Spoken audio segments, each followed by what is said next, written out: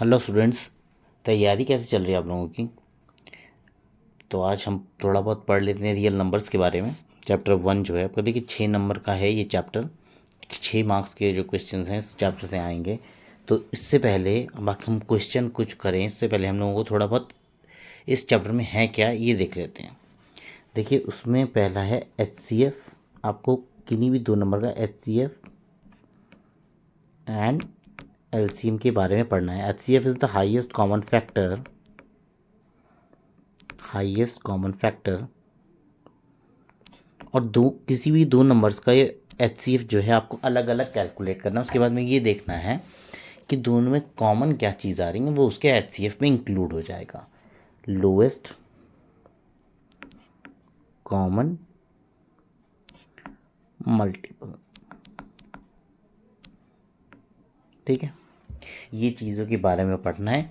Simple HCF calculation है, Euclid आपके syllabus से रिलेटेड है, आपको इसके बारे में पढ़ना है। इम्पॉर्टेंट चीज़ ये है कि HCF is always a factor of LCM, always this is the most required condition कि किसी भी 2 नंबर्स का HCF और LCM जो हैं ये एक दूसरे के फैक्टर्स और मल्टीपल्स होते हैं। मतलब HCF LCM को हमेशा डिवाइड करेगा और LCM जो HCF का मल्टीपल होगा वो LCM आएगा, ठीक है। तो आपको ये चीज़ हमेशा ध्यान रखनी है। इसके लिए ज़रूरी नहीं है कि आपके पास 2 नंबर हो ही हों। सब दूसरा, किन्हीं भी 2 नंबर का प्रोडक्ट उनके HCF और LCM के प्रोडक्ट के इक्वल होता है। ये आपको चीज़ ध्यान रखनी है।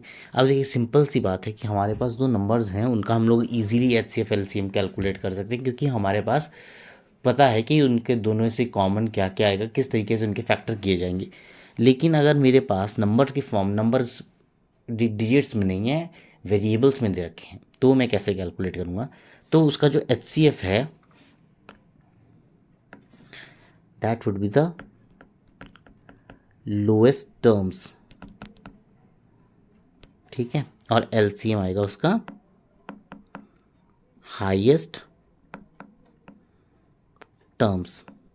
जैसे अब मैं कह दूं XY स्क्वायर और x स्क्वायर वाई क्यूब, तो इसका LCM जो आएगा that is x square Y cube और HCF जो आएगा that would be XY square.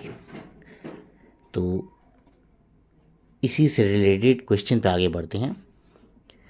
ये क्वेश्चन है LCM of 2 number is 9, its HCF is, if sum of the HCF and LCM is 500, find the product of numbers। अब इस question में formula use होगा ये वाला, ये हम आगे यूज़ करेंगे बिकॉज उसने find the product of number बोला है। अगर हम LCM इंटू HCF भी कैलकुलेट कर लेते हैं तो हमारे पास प्रोडक्ट ऑफ नंबर्स आ जाएगा। उसने इंडिविजुअल नंबर्स कैलकुलेट करने को नहीं बोले, तो हमने मान लिया लेट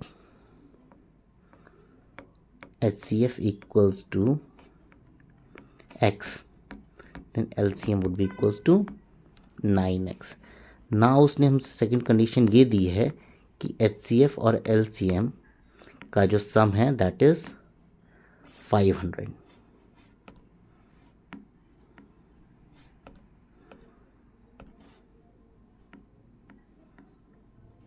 तो ये हो जाएगा x plus 9x equals to 500, 10x would be equals to 500, this gives us x is equals to 50। x की वैल्यू 50 आई है अगर, तो इसका मतलब है नाउ HCF हमने क्या लेट किया था, HCF हमने x लेट किया था, तो HCF was 50 and LCM would be equals to 9x, that means 9 into 50 that is equals to 450। तो हमारे आंसर्स जो आए LCM आया आपका 450 और HCF आया आपका 50। Now we have to find the product of the numbers. तो product of the numbers find करने के लिए आप HCF और LCM को मल्टीप्लाई कर दीजिए। हो गया क्वेश्चन। Thank you.